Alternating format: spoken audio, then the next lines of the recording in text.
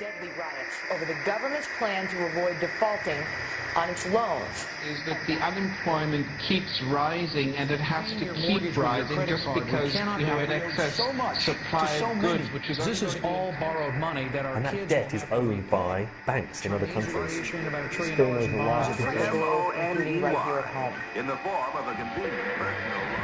A filter cigarette that delivers the taste, and 45 malt liquor. Are you hot? Quite some time ago by a second. America is sponsoring I first learned it from my grandmother. Now, my grandmother was a wonderful person. She taught me how to play the game Monopoly. She understood that the name of the game is to acquire. She would accumulate everything she could, and eventually she became the master of the board. And then she would always say the same thing to me. She'd look at me and she'd say, "One day, you'll learn to play the game."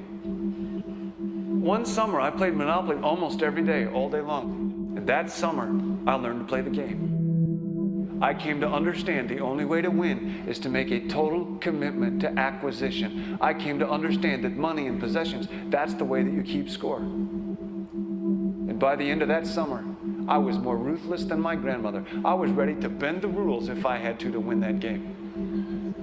And I sat down with her to play that fall. I took everything she had. I watched her give her last dollar and quit in utter defeat.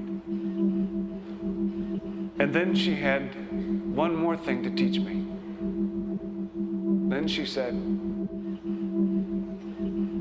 "Now it all goes back in the box."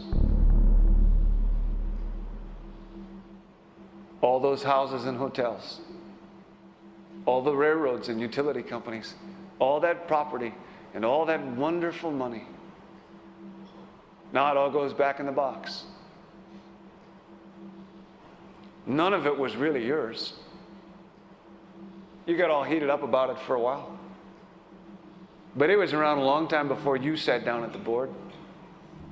And it will be here after you're gone. Players come and players go.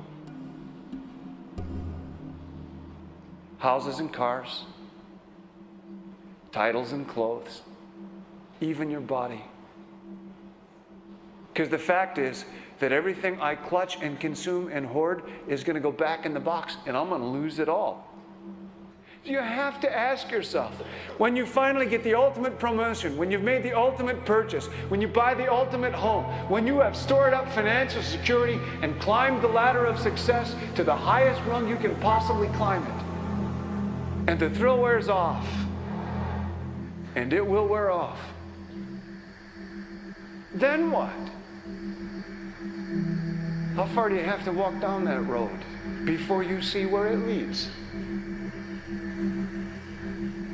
Surely you understand, it'll never be enough.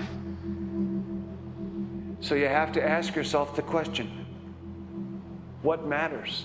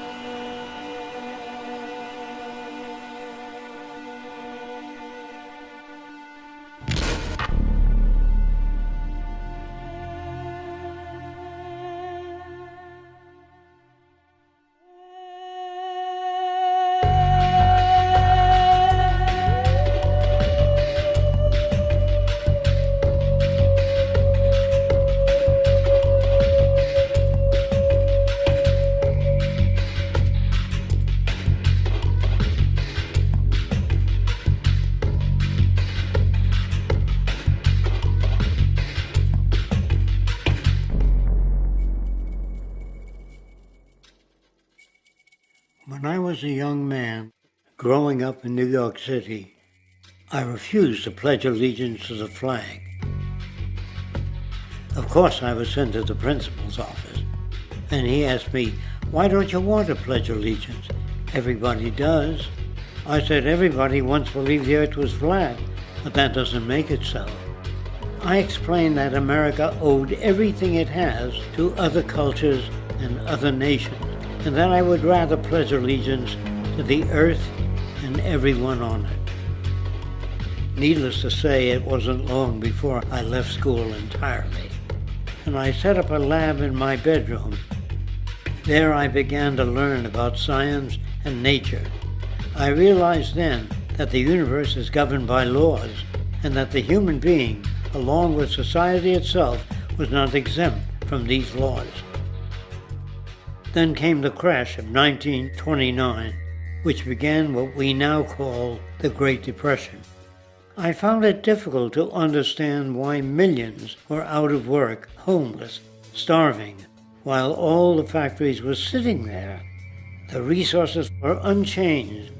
It was then that I realized that the rules of the economic game were inherently invalid. Shortly after came World War II, where various nations took turns systematically destroying each other. I later calculated that all the destruction and wasted resources spent on that war could have easily provided for every human need on the planet. Since that time, I have watched humanity set the stage for its own extinction. I have watched as the precious finite resources are perpetually wasted and destroyed in the name of profit and free markets. I have watched the social values of society be reduced into a base artificiality of materialism and mindless consumption. And I have watched as the monetary powers control the political structure of supposedly free societies. I'm 94 years old now, and I'm afraid my disposition is the same as it was 75 years ago.